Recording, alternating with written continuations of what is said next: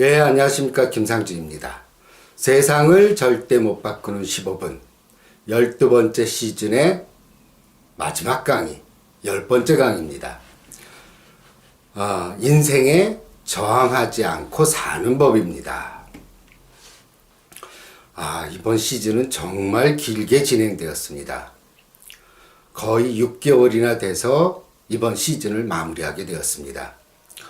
이제 모친이 많이 아프셨고 또 1월 달에 타계하신 바람에 더욱더 그랬던 것 같습니다.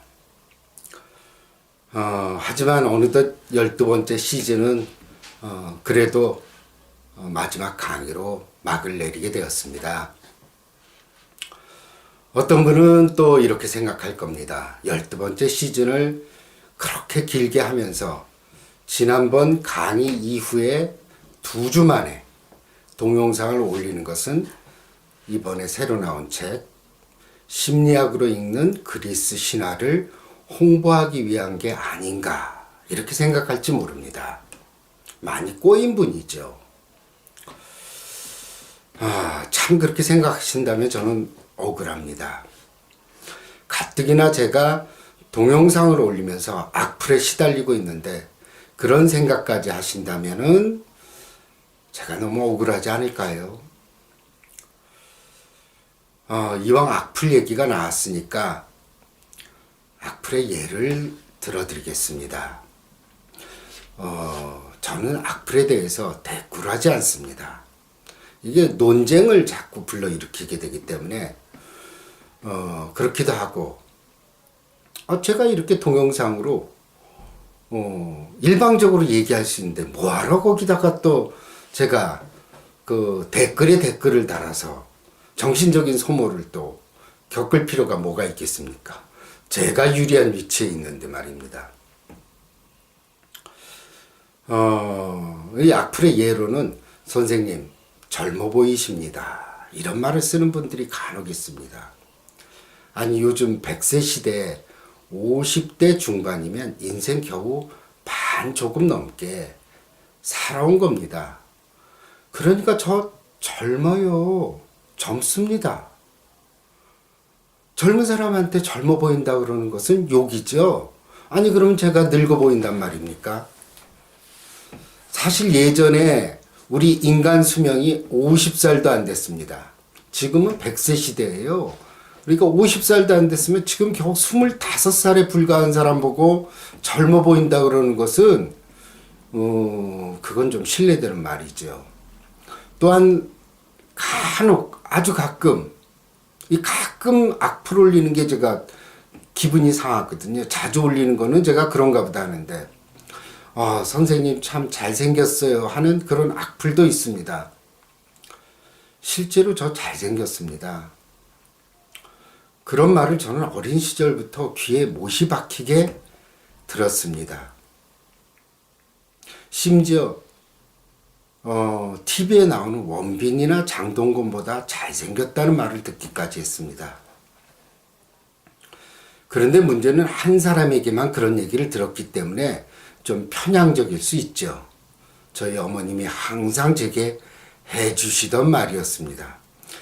제가 예전에 말이에요. TV를 보다가 어떤 잘생긴 탤런트가 나온 적이 있어요. 그래서 참 잘생겼다. 저렇게 태어나면 참 좋을 것 같은데 그랬더니 어머님께서 네가 쟤보다 훨씬 낫다. 네가 더 잘생겼다는 얘기를 한 겁니다. 그랬더니 우리 아내가 옆에 있다가 또 시어머니가 또 분노하실까 봐서 눈치를 보면서 조용히 희죽희죽 웃더군요. 아무튼 간에 그러건 말건 간에 그렇게 얘기해 주신 분이 한 분만 있다 하더라도 저는 뭐 만인의 연인이 되고 싶지도 않고 되고 싶은 능력도 없습니다. 그저 한 여인의 가장 소중한 사람으로 그렇게 생각하셨다는 게 저는 충분하다는 생각을 합니다. 그러니 이런 악플은 삼가해 주시기 바랍니다. 강의 처음에 제가 이번에 낸 책을 홍보하기 위해서 급하게 마지막 강의를 하는 게 아닌가 하고 오해를 하신 분들이 있을 것이라고 제가 말씀드렸습니다. 그런데 제가 그런 오해는 참 억울하다고 말씀드렸죠.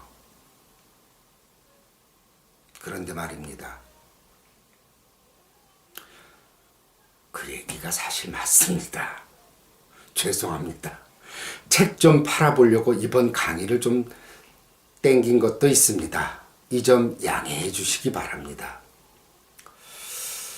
지난번 당신의 생각이 당신을 속이고 있다는 출판사를 찾지 못해서 제가 자비 출판을 했습니다.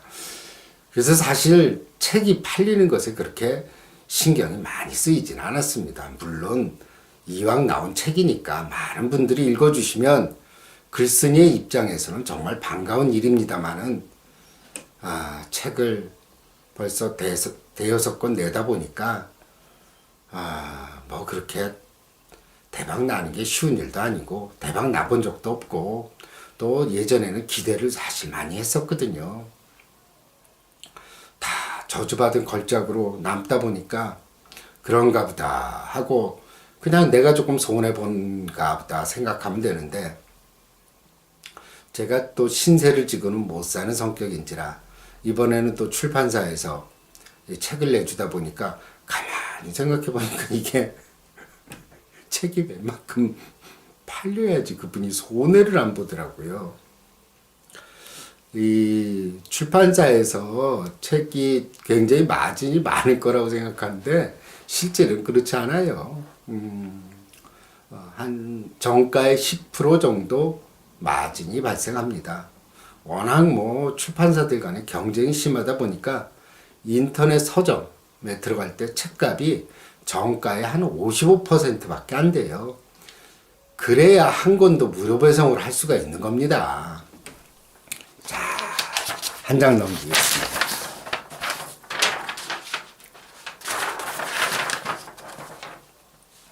죄송합니다. 제가 페이지를 잘못 확인했습니다. 다시 붙였습니다.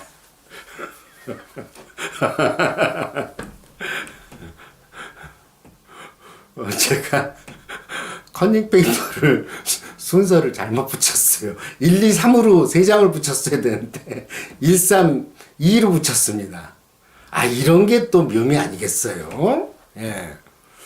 아무튼 간에 또 처음에 책이 인터넷 서점에 나오면 10% 할인된 가격으로 또 판매하지 않습니까? 그러니까 뭐 당연히 마진이 많을 턱이 없죠. 어찌됐든 저는 또 책이 출판되면서 지인들의 덕분에 뭐 10권씩 사는 사람도 있고 20권 사는 친구도 있고 고마워 죽겠어요. 제가 책을 낼 때마다 이거 진짜 민폐 아닌가 하는 생각이 들었습니다. 근데 어찌됐든 간에 출판사의 손익분기점 사실 한 8,000부에서 10,000부 정도가 팔려야 됩니다. 근데 작년에 제가 냈던 당신의 생각이 당신을 속이고 있다 같은 경우 1년이 넘었지만 초판 2,000부도 팔리지가 않았습니다. 책은 정말 좋다고 하는데 역시 저주받은 걸작으로 남을 모양입니다. 그렇다고 말이에요. 무조건 제 책을 사서 읽으라는 것은 아닙니다. 제가 봐도 재밌다고 말씀하지 않았습니까? 그리스 신화를 아주 쉽게 읽는 맛도 있고 또 신화 속에 숨겨진 심리학적 의미를 보는 재미도 있습니다. 참 유익한 책이라는 생각이 듭니다. 제 책이라서 이런 얘기를 하는 게 아니죠. 그러니까 제가 여러분들에게 양서를 권하는 데 있어서 자신 있게 책을 추천한 겁니다. 만약 말이에요. 책을 읽고 나서 정말 실망스럽다. 뭐 이런 알맹이 없는 책이 있냐. 저자한테 속았다. 이따위 쓰레기 같은 책이 있냐. 라고 생각하는 분은 100% 환불해 드리겠습니다.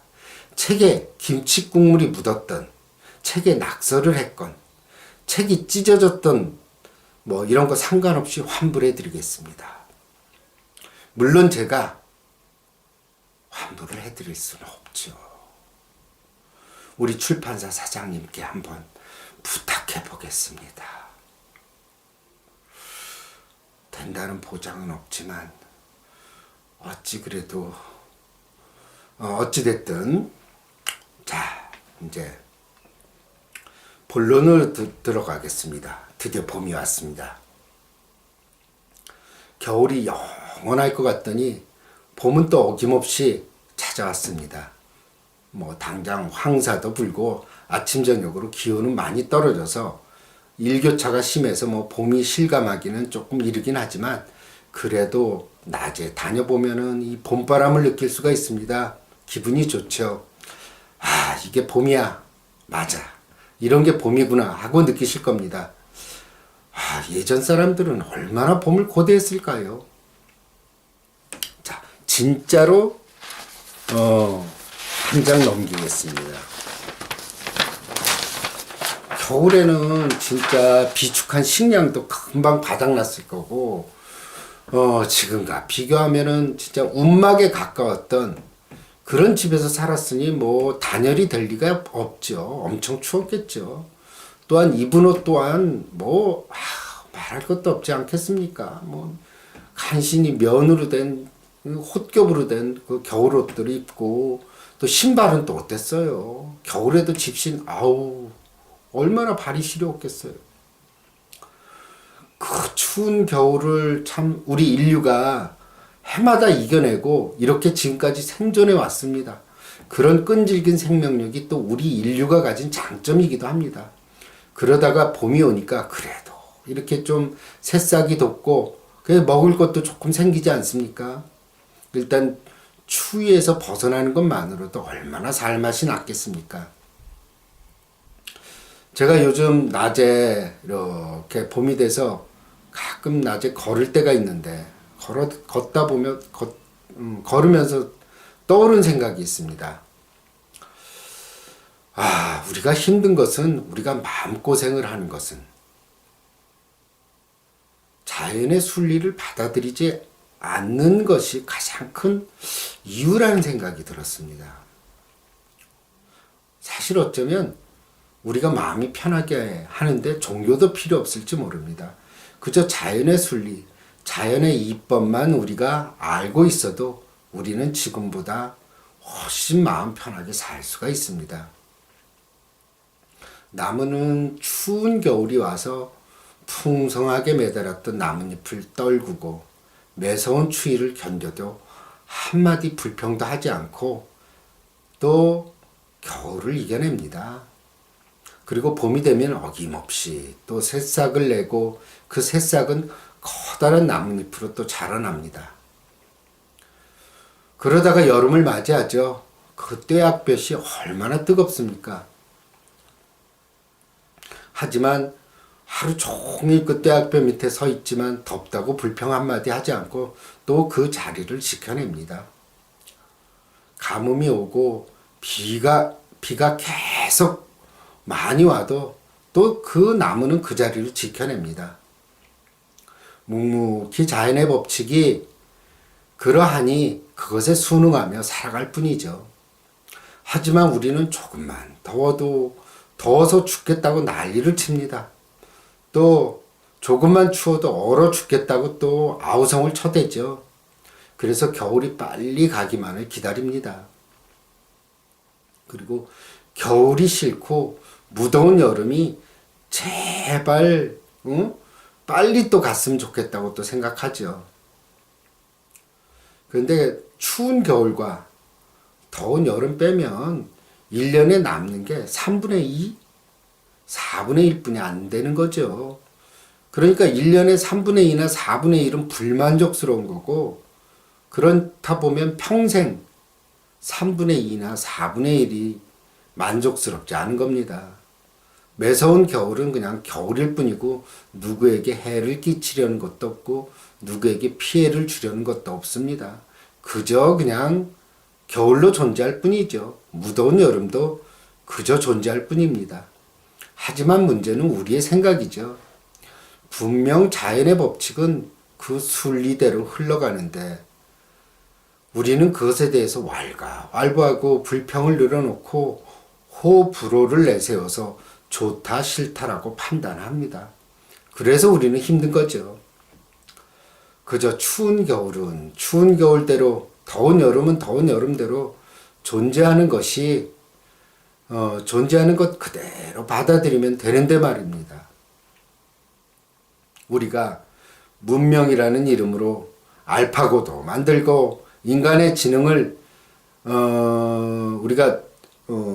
우리가 인간의 어떤 능력을 뛰어넘었다고 생각을 하죠.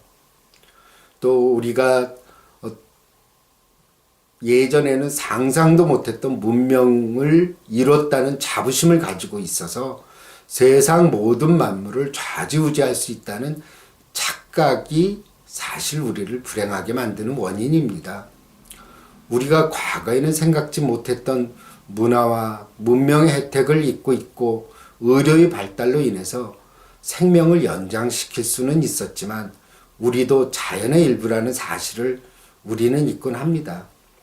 아무리 의학이 발달하고 문명의 꽃을 피웠다 해도 우리 인생은 생로병사에서 벗어날 수는 없습니다. 이는 자연계를 보면은 금방 알 수 있죠. 제가 얼마 전에 동물의 왕국을 보니까 그 늑대 가족에 대한 얘기가 나오더라고요. 늑대 어미가 새끼들을 남겨두고 수십 킬로를 척박한 땅에서 추운 겨울에 먹을 것을 구하기 위해서 헤매고 돌아다닙니다. 또 그거를 먹이를 구해와서는 새끼들에게 나눠주는 모습을 보니까 참 마음이 짠하더라고요. 아, 짐승도 저렇게 새끼들을 먹여 살려고 저렇게 애를 쓰는구나. 그 짠한 모습은 또 우리네 삶에 투영돼서 그랬을 겁니다. 우리도 사회생활을 하는 이유 중에 하나는 우리 가족들을 건사하고 거느리고 자신이 생존하기 위해서 또 그러지 않습니까? 그러니까 매일 10,000원 지하철에서 시달리고 또 부당한 직장 상사의 지시를 또 그냥 묵묵히 받아들이고 또 못된 부하 직원 만나는데 속으로 끙끙 앓면서도 또 참아내는 거 아니겠습니까? 그래서 우리는 자연계에 존재하는 동물들의 치열한 삶과 별로 다르지 않습니다. 그래서 우리들은 사회 속에 존재하면서 그 모든 애환과 슬픔을 또 가지고 있죠. 또 예전에 봤던 다큐를 보니까 아프리카의 한 지역에서 여왕이라고 불렸던 어미 사자가 있었습니다. 그 사자가 자식의 새끼들을 보호하기 위해서 외부에서 몰려오는 숫사자들의 공격을 막아내기도 하고 어떤 때는 자신의 새끼를 보호하기 위해서 그 숫사자들에게 순종하면서 자신의 무리를 이끄는 모습을 본 적이 있습니다. 그러다 어느 날 그 아름다운 그리고 용감한 여왕 사자는 먹이를 구하러 나갔다가 병에 걸려서 한 발짝도 움직이지 못하고 죽음을 기다리는 안타까운 모습을 본 적이 있습니다. 마치 우리 인간들도 자신의 가족을 위해서 헌신하고 열심히 일을 하다가 어느 순간 병이 들어서 중년의 나이에 또 젊은 나이에 병원에 입원하고 다시는 소생할 수 없는 판정을 받고 죽음을 기다리는 그런 또 가장의 모습을 떠올리게 했습니다. 이처럼 문명을 누린다고 해서 우리가 생로병사의 자연의 이법에서 벗어날 수는 없습니다. 그것을 벗어날 수 있다고 생각하는 것이 과대망상인 거죠. 하지만 사람들은 늙어가는 것을 혐오하고 그걸 한탄합니다. 또한 죽음을 목전에 두고도 죽음을 받아들이지 못하고 자신이 이 세상에서 가장 불행한 사람이라고 여깁니다. 또한 병이 들어서 고통을 받을 때면 왜 나만 이렇게 아픈가 하고 속이 상하고 세상을 원망하죠. 그런데 아프지 않은 사람이 어디 있습니까? 100% 완벽한 건강을 유지하는 사람을 저는 본 적이 없습니다. 자, 이번엔 실수 안 하겠습니다.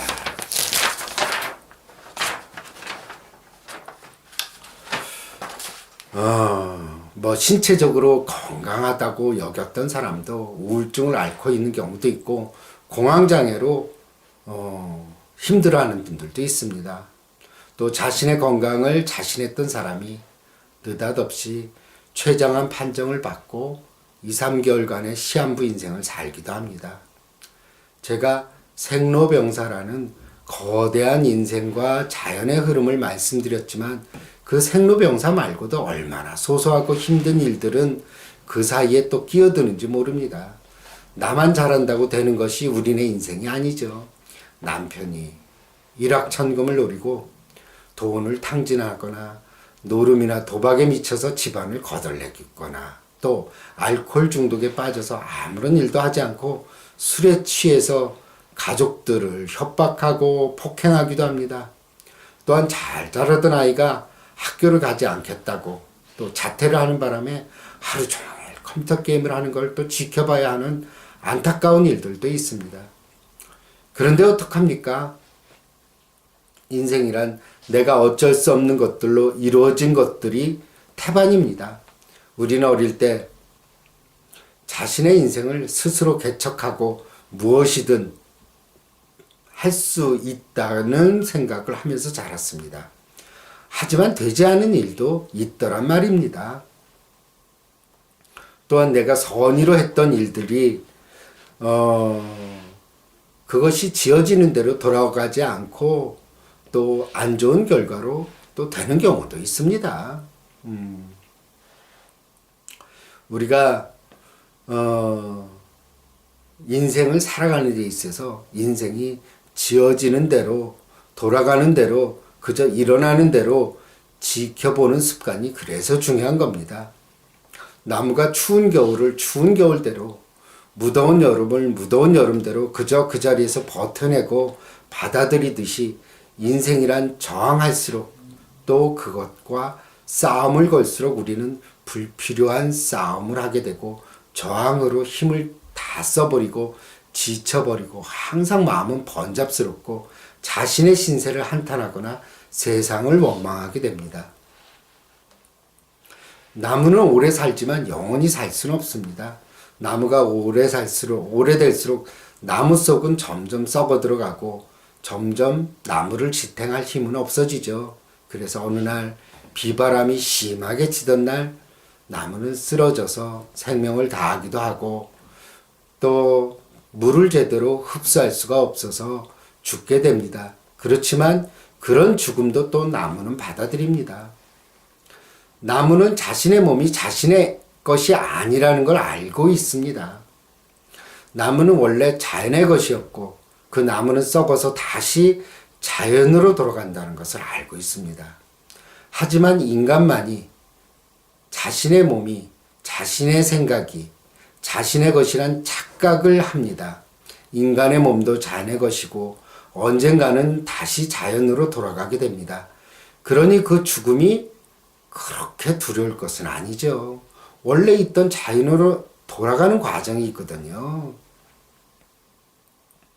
힘들 때, 어려운 일이 생길 때 모든 것은 그저 인생에서 일어나는 일이고 크게는 자연의 법칙대로 우리 인생도 돌아가고 그저 묵묵히 그것을 받아들일 수 있을 때 우리가 지금 가진 고민, 걱정, 고통은 무게를 덜 하게 됩니다.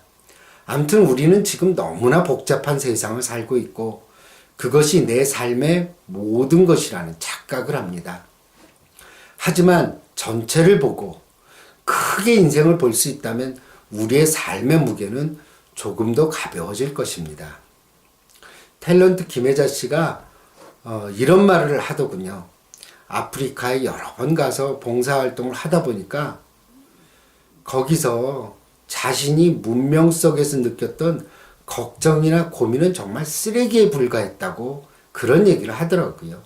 그분은 아프리카에서 진정으로 우리 인간이 얼마나 작은 일에 또 사소한 일에 고통과 고민을 갖고 지내는지를 자신이 살고 있던 것을 떠난 후에 알게 되었던 모양입니다. 우리도 이렇게 멀리서 보는 시야, 또 높은 곳에서 지켜볼 수 있는 그런 시각을 가질 때 우리는 자연의 법칙, 자연의 이법을 알게 되고 우리 인생의 무게는 많이 덜어질 겁니다. 감사합니다.